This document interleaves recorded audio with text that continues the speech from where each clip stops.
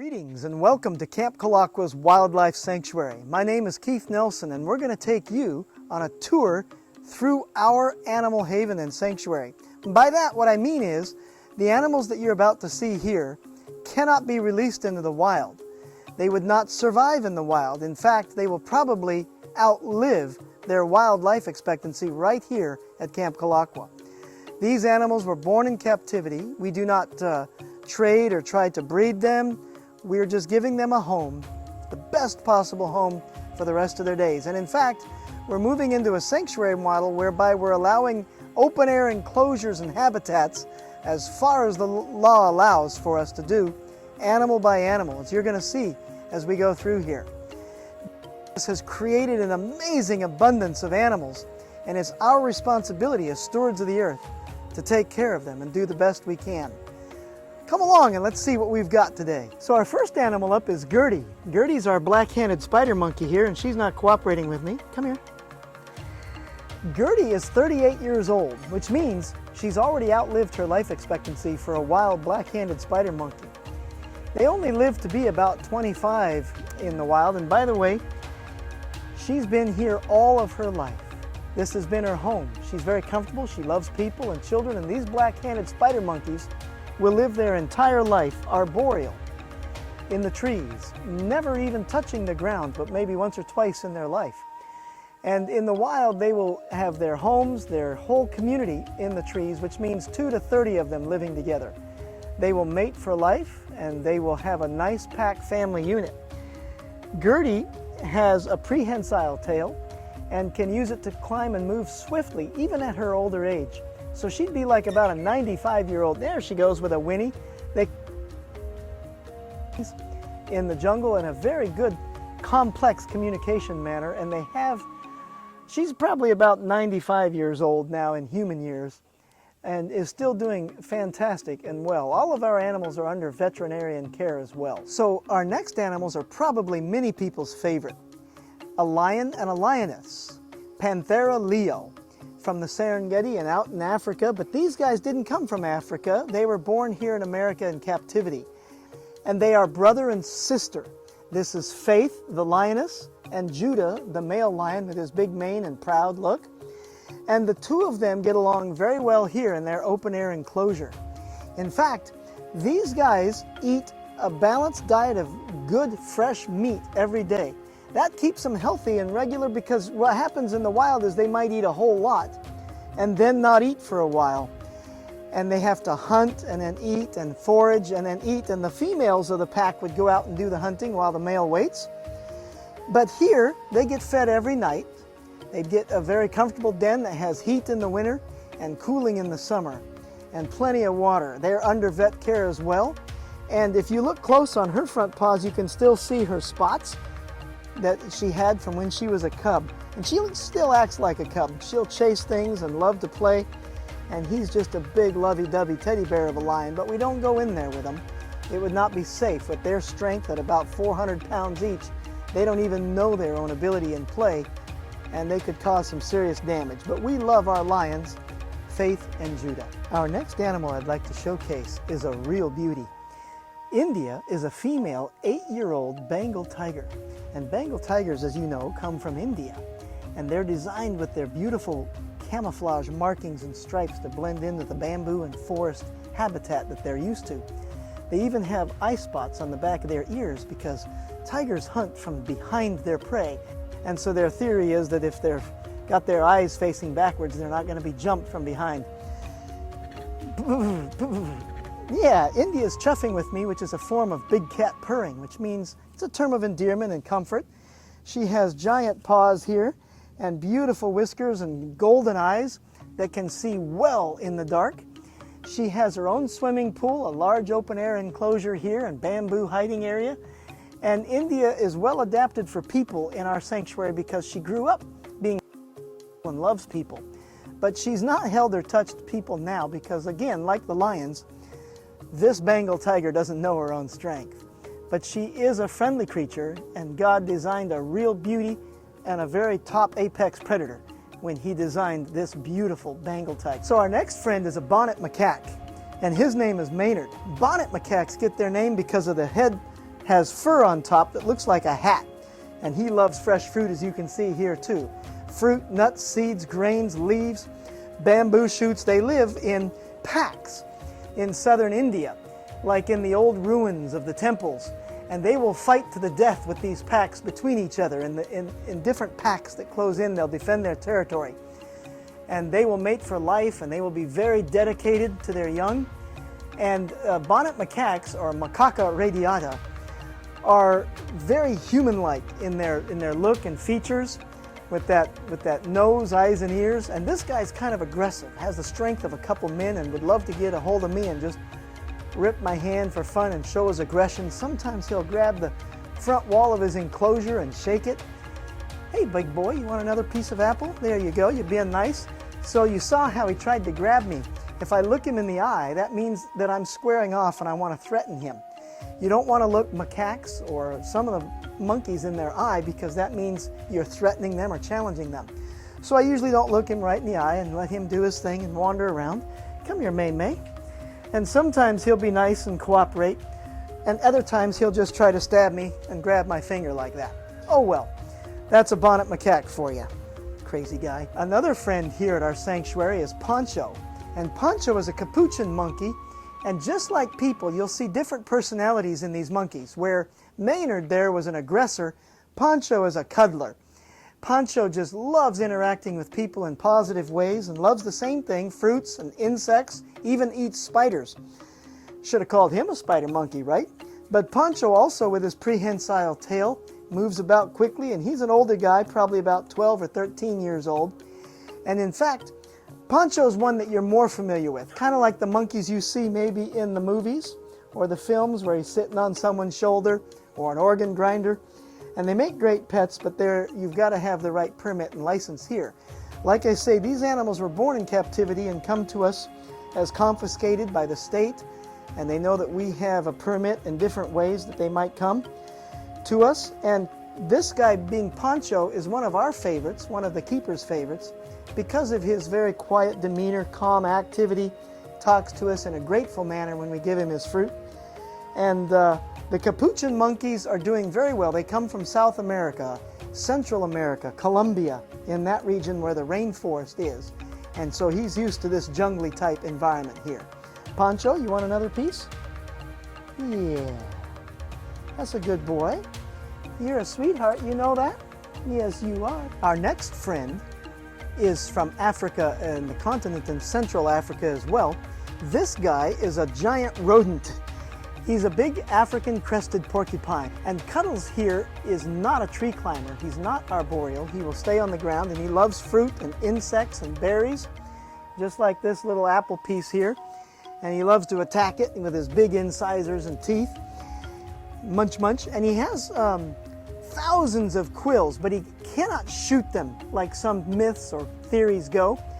Much like a dog might shake when it gets wet is how it might throw off some of its quills and give the impression that he's shooting them, but he's not. He can also stick them straight out like the fur that stands up on the back of our necks when we're afraid, and he'll back up to his predators, knowing that the quills in the back are larger and more threatening. This porcupine's not afraid of much, and will be actually an aggressor on something 5, 6, 7 times his size, and has very few predators, and is doing very well.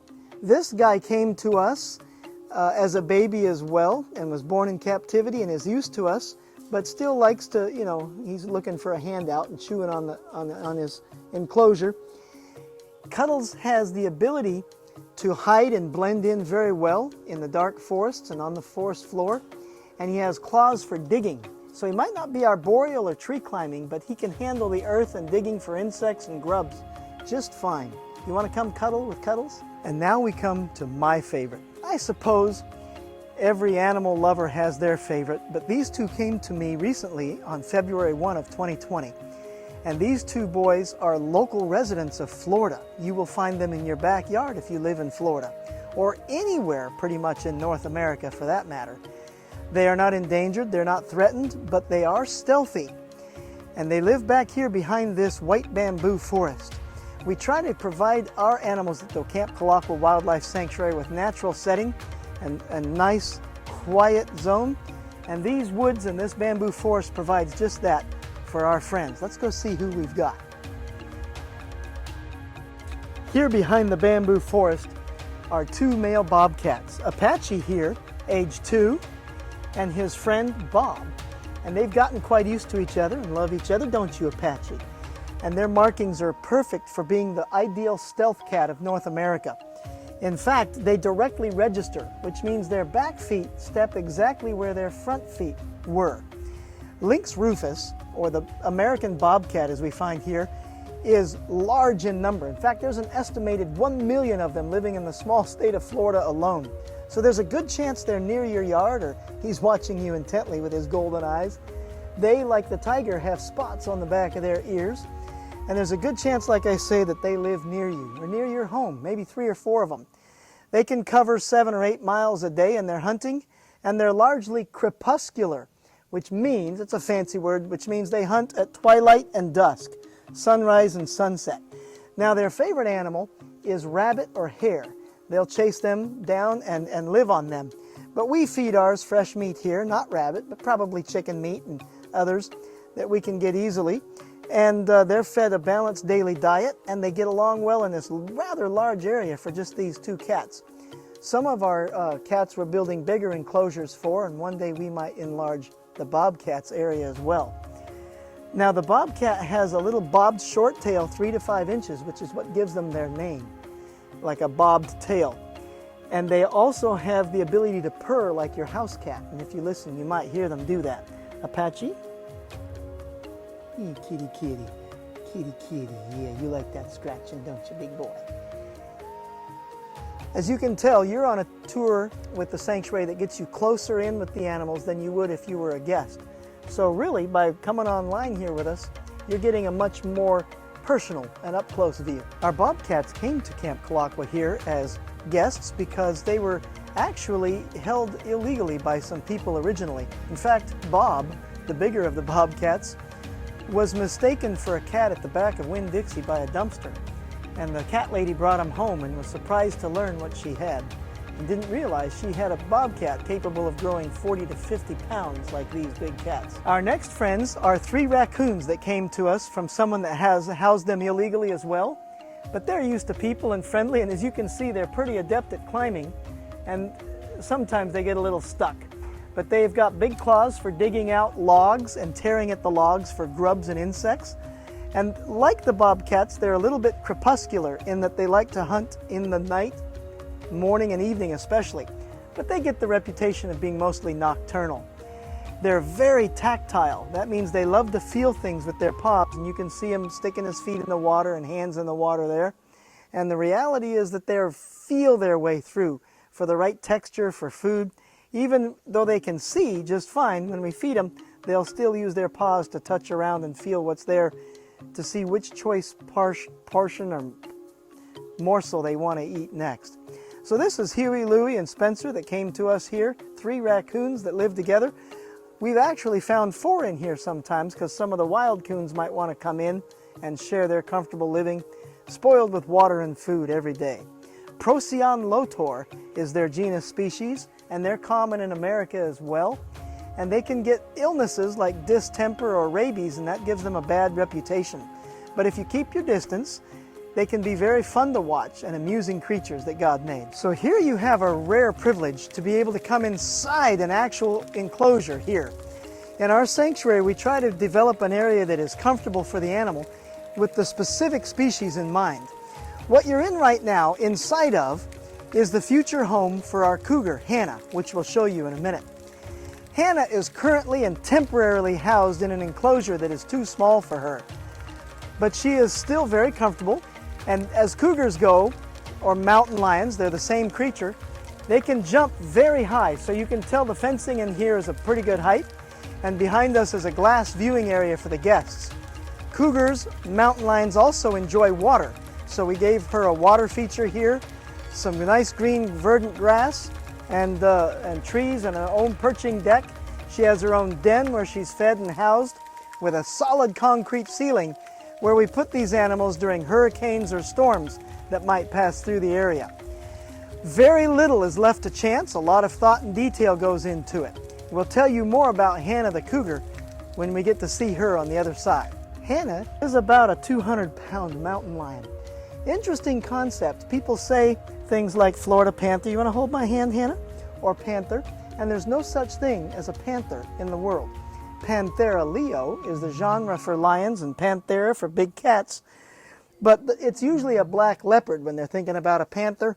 And Florida panthers are a version of a mountain lion or cougar. Hannah here is able to jump about 14 feet straight up. Is one of the best climbers and rock climbers and jumpers that you can see. And they usually hunt deer or other wild animals in the woods when they're not in captivity.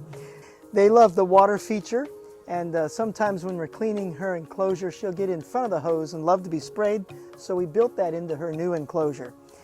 And Hannah's been with us about 9 years now, so she would be middle-aged. They have a lifespan of about 20-25 years maybe in captivity, less than that in the wild. And some of them have a pink nose and some a black nose, and they'll claim that's difference, but those are just subspecies of the mountain lion.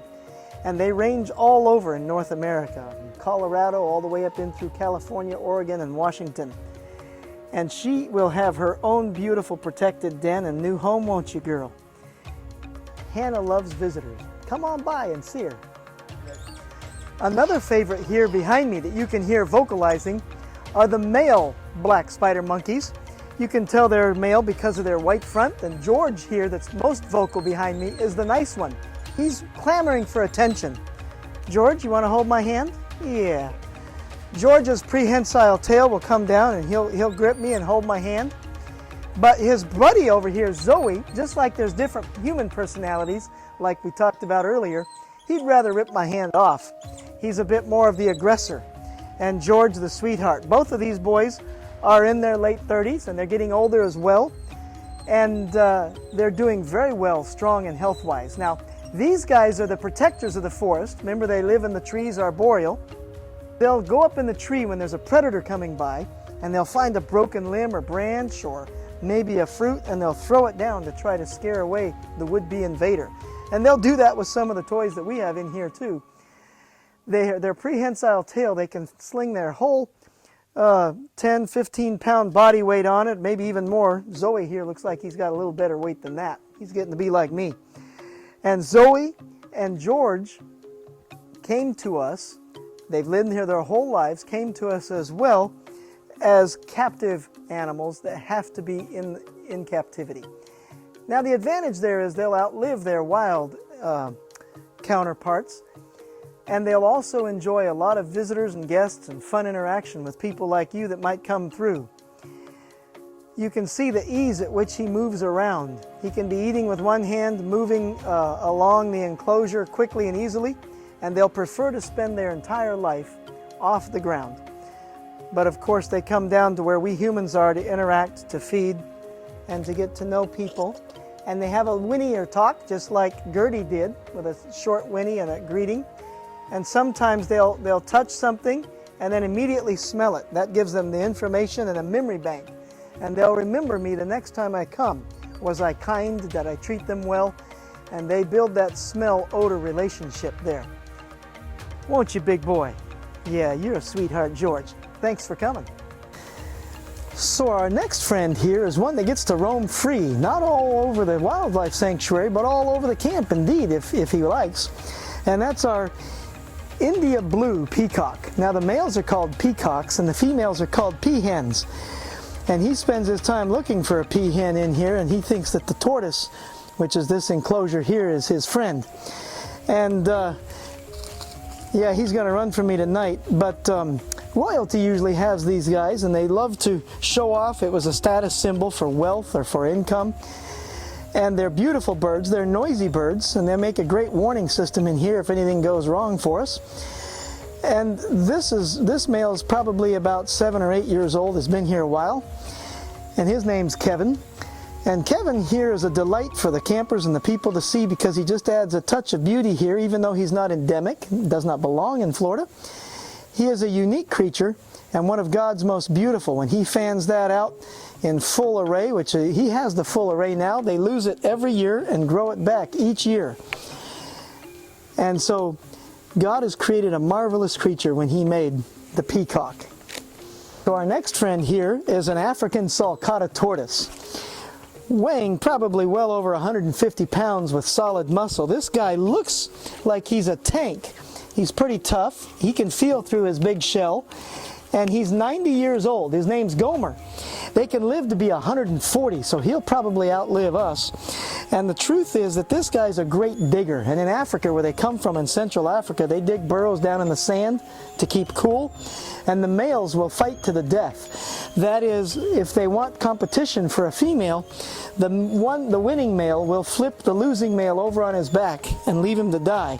We have 2 male sulcata tortoises here, and since they think they have to compete for the non-existent female, Gomer here keeps flipping Homer over. So we had to separate them, and they each have their own home now, Homer and Gomer. And Gomer here used to be, we let children interact and touch and feed him because he's a very gentle giant. But then he got to chasing and following people around, so we just left that game off. But you can get closer to him here with this tour than you could if you came in person. Oh, he grabbed it right out of my hand. This is another very cute animal and primate here, one of our primates. This is Moonbeam, and Moonbeam is from Madagascar, the 4th largest island in the world. All the lemurs come from Madagascar. Some kids like to call him Zabumafu or King Julian. He just likes to eat the fruit that I can get him, especially apples and bananas. His favorite is bananas or marshmallows. He's got big eyes that helps him hunt and see insects and fruit in the trees. They usually have a very set hierarchy of roles and tasks in their community. They're very community-driven animals, and one will be placed on lookout, one will be looking for hawks and for predators from the sky, one will be scanning the ground, and they have a complex series of warning and communications. And they have a little gland right on their forearm that's black, just behind their front paw. Come here, if you can see it. And that's a scent gland and a little blade. Rub their tails through it to mark who they are and to remember their territory, their personage, and to recognize each other with their special scent.